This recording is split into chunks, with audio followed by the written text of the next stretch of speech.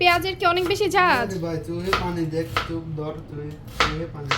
আমার ছোট ভাই পেঁয়াজ কাটতে কাটতে কান্না করে ফেলতেছে। অবশ্য আমিও কান্না করি, পেঁয়াজ কাটতে গেলে চোখে পানি চলে আসে। আর এই পেঁয়াজের একটু ঝাঁজ বেশি। কতগুলো পেঁয়াজ কেটে ফেলছে ইয়াসির। এখন যে পেঁয়াজগুলো কাটবি এগুলো একদম চিকন চিকন করে কাটবি, হ্যাঁ বেরেস্তার জন্য। সবাই কাজ ভাগাভাগি করে নিয়েছি আজকে। ও পেঁয়াজ কেটে দিল, আমার হাজব্যান্ড আসলে এখানে বেশ কিছু প্লেট বাসন আছে ওইগুলো ধুবে। আর এখন আমি মাংস টাংস ধুয়ে রান্না বসিয়ে দিব। ছিলাম বড় বড় পিস করে কেটে আনতে, এই যে বড় বড় পিস করে আনছে। মাংসগুলো ফ্রোজেন ছিল, এখনো ঠান্ডা।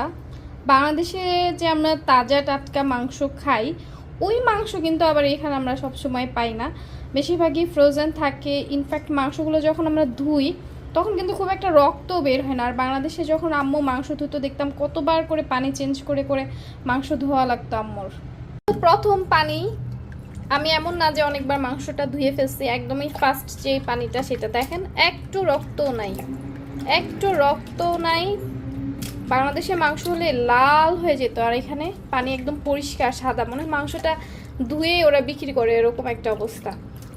তো বাংলাদেশের মতো আসলে স্বাদ হয় না, বাংলাদেশে গরুর মাংসের যে স্বাদটা আমি জানি না আমার বাসায় কি এরকম নাকি। যারা মালয়েশিয়া থেকে দেখছেন সবাই একটু কমেন্ট করবেন তো যে এখানকার গরুর মাংসের সাথে বাংলাদেশি গরুর মাংসের স্বাদের কি কোনো তারতম্য আছে কিনা।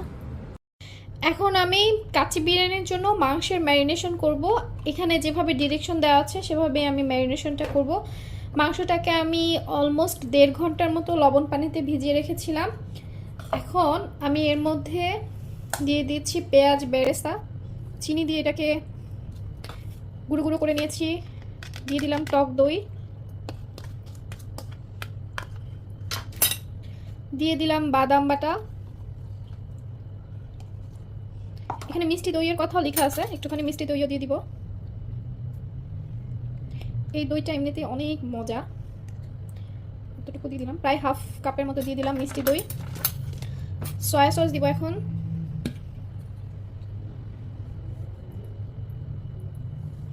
দিয়ে দিলাম সয়া সস।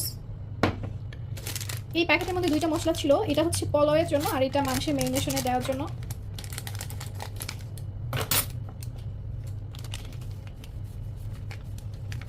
কি সুন্দর ঘ্রাণ, একটুখানি রেখে দিলাম।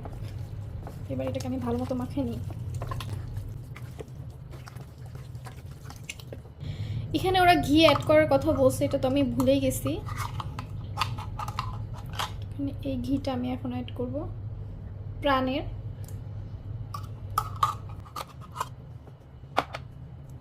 ঘিটা ওটার সাথে ভালো মতো মাখিয়ে নিই। ওরা এই প্যাকেটের মধ্যে কোনো রকম আদা রসুন বাটা ইউজ করতে বলে নাই, বাট আমি নিজে থেকে আদা রসুন বাটা কিছুটা দিয়ে দিচ্ছি। অলমোস্ট গরম হয়ে গেছে, এর মধ্যে দিয়ে দিলাম রাঁধুনির আরেকটা মশলার প্যাকেটে যে মশলাগুলো ছিল এই মশলাগুলো। আমার কাছে না এই মশলাগুলো খুবই কম মনে হচ্ছে, তাই আমি ঘরে থেকে এক্সট্রা মশলাগুলো দিয়ে দিলাম। এখন আমি দিয়ে দিব পানি ঝরিয়ে রাখা বাসমতি চালগুলো। ভালোভাবে মিক্স করে এটাকে আমি 80%-এর মতো বয়েল করে নিব। চালটা 80% বয়েল হয়ে গেলে আমি চালটা নামিয়ে ফেলবো। লবণ পানির মধ্যে এখন দিয়ে দিব এই আর্টিফিশিয়াল কালার, একটু বেশি পড়ে গেল মনে হয়। এরপর এখানে আমি আলুগুলো মিক্স করব, তারপর অফ ক্যামেরায় আমি আলুগুলো ভেজে নিব ভালো মতো। হয়ে গেছে, এর চেয়ে বেশি সিদ্ধ হলে পরে বিরিয়ানিটা নরম হয়ে যাওয়ার পসিবিলিটি থাকবে। সো সেফ সাইডে থাকার জন্য আমি আগে আগে নামাই ফেলি এটা। আলুগুলো ভেজে নিচ্ছিলাম আর এর মাঝখানে ডিম ছিল না, তো শুভ আবার ডিম নিয়ে আসলো, 3টা ডিম সিদ্ধ করতে দিলাম। কিছু ফল আনলো, এই ফলটার ভিডিও আমি ওই দিন করেছিলাম, স্নেক ফ্রুট বলে এটাকে। কিছু অরেঞ্জ ছিল, এই ফলগুলো আবার আনলো আজকে। এখন বিরিয়ানির মাংসটা রেডি করে নিব আর ভিডিওটা ভেরি ফাস্ট ফরওয়ার্ডিংয়ে চলবে, কেননা বাসায় গেস্ট এসেছে, তাই আগের মতন করে ভালোভাবে শ্যুট করতে পারছি না, ছোট ছোট ক্লিপ নিয়েছি। যাই হোক, মাংসটা অনেকটা সময় নিয়ে সিদ্ধ করতে হচ্ছিল যেহেতু হাড্ডির সাথে ছিল মাংসের। এরপর আমি আর দমে রান্না করতে পারিনি, বিরিয়ানির যে সিদ্ধ করে রাখা চাল সেই চালটা মাংসের মধ্যে মিক্স করে ফেললাম। আর আলুগুলো তো ভাজাই ছিল, ডিমও ছিল, এর মাঝখানে একটু দুধে মিশানো ফুড কালারও দিয়ে দিলাম। সেই সাথে ভেজে রাখা বাদাম, কিশমিশ এগুলোও বিরিয়ানিতে মিক্স করে ফেললাম। এগুলো ছাড়া তো বিরিয়ানি টোটালি ইনকমপ্লিট। আলু আর বাদাম কিশমিশ ছাড়া আমার কাছে বিরিয়ানিটা ইনকমপ্লিট লাগে। সালাদও কেটে নিয়েছিলাম। এখন এগুলো দিয়ে ফার্স্টটাকে মেহমানকে খেতে দিচ্ছি, পরে আবার আমরা খেয়ে নিব। সেই সাথে মেহমান এসেছে বলে একটুখানি লাচ্চাও রান্না করে নিলাম, আর জর্দা পায়েসও রান্না করব, সে কারণে জর্দার জন্য চালও ফুটিয়ে নিচ্ছি। আসলে আজকে এত কিছু রান্না করতে হবে ভাবিনি, কিছু করার নাই, যেহেতু গেস্ট আসছে, প্রবাসে গেস্ট তো খুব একটা সচরাচর কারো বাসায় আসে না।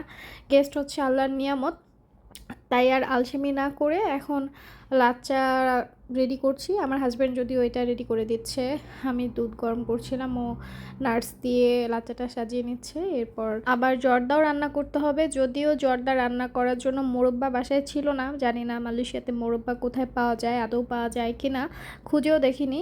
যাই হোক, এই ছিল আজকের আমার রান্নাবান্নার ভিডিও। যারা ইউটিউব থেকে দেখছেন অবশ্যই সাবস্ক্রাইব করবেন, আর ফেসবুক থেকে দেখলে অবশ্যই ফলো দিয়ে পাশে থাকবেন। সবাইকে ধন্যবাদ।